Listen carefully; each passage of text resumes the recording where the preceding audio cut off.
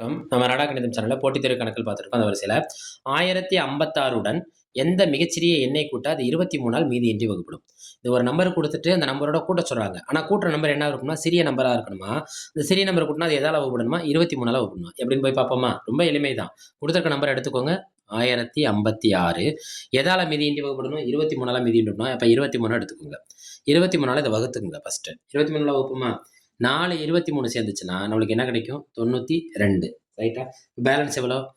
5ல 2 போச்சுன்னா என்ன கிடைக்கும்? 3. 10ல 9 போச்சுன்னா 1. இந்த 6ஐ அரைக்கிறங்க. திரும்ப 136ல எத்தனை 23 இருக்குன்னு பாருங்க. 5 23 சேர்ந்துச்சுன்னா, எவ்வளோ கிடைக்கும் நம்மளுக்கு? 115. 6 23 இதுக்கு மேல போயிருது. 138ஆ போயிருது. அதனால 5 23ஓட நான் நிப்பாட்டிக்கிறேன்.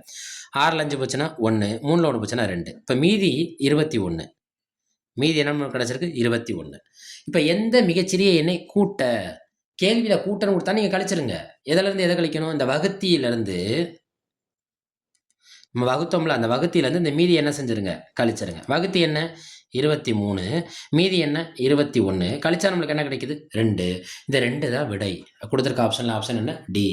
மறுபடியும் தெரிஞ்சுக்கோங்க. எந்த ஒரு எண்ணுடன் எந்த மிகச்சிறிய எண்ணை கூட்ட இது வகுப்படுன்னு கேட்டாங்க. நான் குடுத்திருக்க நம்பர அவங்க எந்த இதால வகுக்க சொல்றாங்களோ, அத வகுத்துருங்க.